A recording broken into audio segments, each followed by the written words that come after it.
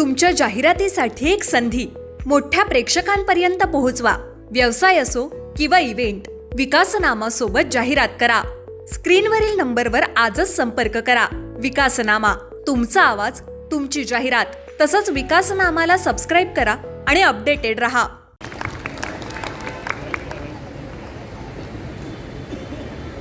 धन्यवाद. मुळात महाशिवरात्रीच्या पूर्वसंध्येला नवमुंबईचं शिवधनुष्य ज्या माणसानं उचललं आणि ते यशस्वी करून दाखवलं, जे गेले 4 दशकं आपण मूर्त रूपानं निर्माण होताना सातत्यानं पाहतो, ते शिवधनुष्य उचलणाऱ्या अशा एका नेतृत्वाशी आज आपण गप्पा मारणार आहोत. त्या व्यक्तीला समजून घेण्याचा प्रयत्न करणार आहोत. मुख्यतः माणसाची उंची ज्यावेळेला आपल्याला जाणून घ्यायची असते त्यावेळेला असं म्हणतात की त्याची सुरुवात कुठून झाली, तिथून त्याला जाणून घेणं गरजेचं आहे, तरच त्याची खरी उंची समजू शकतो. मुळात गणेश नायकांना जर समजून घ्यायचं असेल तर त्यांची सुरुवात समजून घेणंही अत्यंत गरजेचं आहे. आणि त्यामुळे आपण त्यांच्या सुरुवातीकडे तर जाणार आहोत, पण काही महत्त्वाचे त्यांचे जे टप्पे आयुष्यातले ते जाणून घेण्याचा, त्यांच्याच तोंडून जाणून घेण्याचा प्रयत्न करू. नाही सर, प्रथमतः धन्यवाद तुम्ही दिलेली वेळ.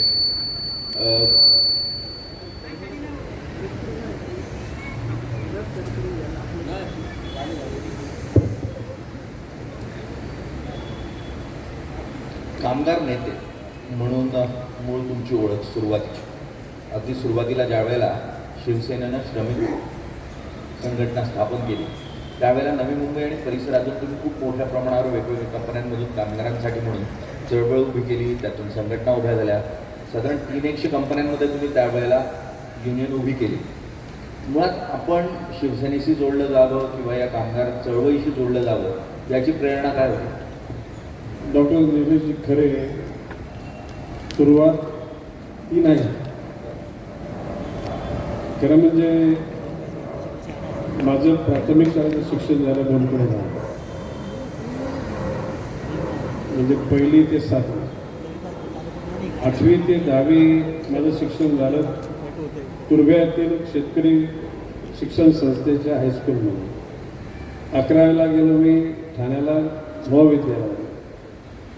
कॉलेजचं शिक्षण झालं तिथे बांदोडकर कॉलेज, जोशी कॉलेज आणि बडेकर कॉलेज असे आर्ट्स, सायन्स, कॉमर्स त्या ठिकाणी मी त्याला ते कॉलेज पुणे विद्यापीठाला स्वतःकडे होतं, मुंबईला नव्हतं. आणि जसा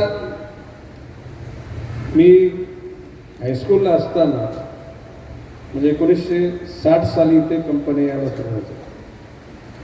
त्याला मी म्हणजे 63 कंपन्या सुरू झाल्या. 13 वर्ष झाली. बघता बघता मी 17 वर्षाचा झालो आणि इथले येणारे उद्योजक आणि इथले प्रकल्पग्रस्त यांच्यामध्ये फार मोठी दडी होती. इथल्या प्रकल्पग्रस्त लोकांना लोक गुंड, अडाणी अशा स्वरूपाच्या नजरेतून बघत होते. सुदैवानं त्यावेळेला म्हणजे 1966 साली शिवसेनेची स्थापना झाली. त्यावेळेला मी 16 वर्षाचा होतो. खरं म्हणजे माझ्याकडं चुलत भावाच्या लग्नाकरता आम्हाला जायचं घाटल्याला. तर घाटल्याला जाण्याकरता इथून ठाण्यातून कुर्ला आणि कुर्ल्यातून मानपूरकडे येणाऱ्या ट्रेनमधून येत असताना तिथलं चित्र मराठी माणसाकडे बघण्याची दृष्टिकोन हा रामागडी अशा स्वरूपाचं बघितलं गेलं. आणि त्यावेळेला बाळासाहेब ठाकरेंनी मराठी माणसाला न्याय देण्याकरता शिवसेनेची स्थापना केली. त्यावर मी 16 वर्षाचा होतो. तर मी आमच्या सहकाऱ्यांच्यापैकी 2 लोकांना म्हणजे कोपरखर्णे गावची शिवसेनेची शाखा न्यायमूर्ती नंबर 1 माझ्या मामाचा मुलगा NK म्हात्रे हा तिथला शाखा प्रमुख. आमच्या बोलकुडे गावाचे हरिभाऊ म्हात्रे हे आमच्या गावची शाखा. तर मला वाटलं तर या लोकांना कामाला लावून दिलं आता तर आपण मोकळे झाले. पण कालांतराने त्यांच्या कामाची एकूणच वजाबाकी लोकांसमोर पोहोचवताना टप्प्याटप्प्यानं मी त्या कार्यात वाद गेलो आणि त्या सर्व कंपन्यांच्या गेटवर कसल्याही प्रकारचा त्रागा न करता 3-3, 4-4 तास संयमानं थांबलो.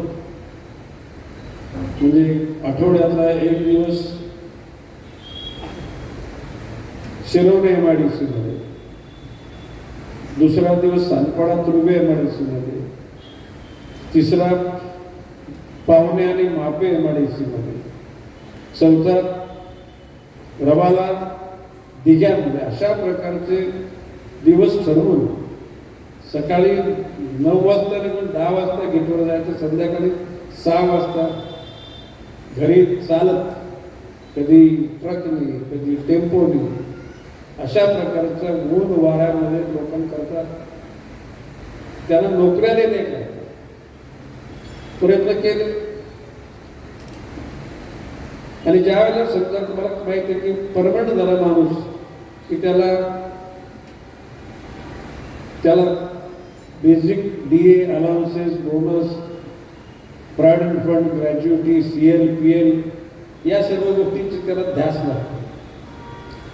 काही काही कंपन्यांमध्ये आंदोलन करून आम्ही आंदोलन म्हणून त्या ठिकाणी गेलो आणि ज्या लोकांकरता आम्ही अटक झालो ते दुसऱ्या यांच्या भेटाखाली गेलो.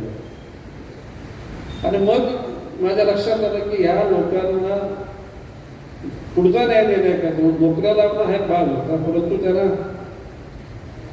जीवनामध्ये आत्मविश्वास येण्याकरता युनियन काढणं गरजेचं आहे. म्हणून मी श्रमिक सेना युनियनची त्या ठिकाणी स्थापना टप्प्याटप्प्यानं आपण मगाशी उल्लेख केला की ठाणे बेलावर पडली तर थोडी रायगड जिल्ह्यामध्ये रोहा MIDC, तिकडे लोटे परशुरामच्या त्या पठारावर, इकडे वाघळे इस्टेट, तारापूर, बोईसर, मुरबाड, सर्व म्हणजे पैठणमध्ये paper mill, Kasat paper mill, पुढे सोलापूरला त्या ठिकाणी फोर्जिंगच्या सोलापूरला पण युनियन. परंतु त्या वेळेला युनियन हे कामगार आणि मालक या दोघांच्या मधला दुवा साधण्याचं साधन, एक एक्सेल इन बिटवीन 2 व्हील्स, 2 चाकांना समांतर नेण्याची भूमिका युनियन आणि त्या तत्वानं वागलो. म्हणून आज सुद्धा भले आता अध्यक्ष मी नाही, संजू नाईक युनियनचे अध्यक्ष, पण 1 लाखभर सुद्धा कामगार आज अजून आहे, ज्याच्यामध्ये नवी मुंबईची परिवहन सेवा, महापालिका, पूर्वीची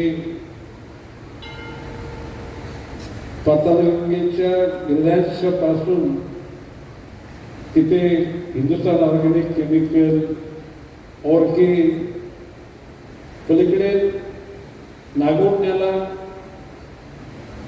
जी रिलायन्स आता त्याला म्हणजे IPC आहे, त्यावेळेची भारत सरकारचा प्रकल्प, आता तो रिलायन्स नाही. आणि अशा प्रकारचे अतिशय विचारानं त्या ठिकाणी कामगारांना वागवलं. राष्ट्राच्या निर्मितीकरता तुम्हाला लोकांना काम करावं लागेल आणि कुठल्याही प्रकारचा वादविवाद न करता, संप वगैरे न घडवता, समन्वयाने त्या ठिकाणी दोघांना पुढे पुढे नेत दिला आणि आज तो विचार यशस्वी झाला.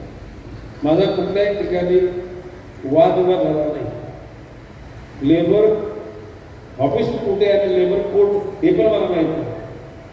That too I was successful. तुमच्या जाहिरातीसाठी एक संधी मोठ्या प्रेक्षकांपर्यंत पोहोचवा.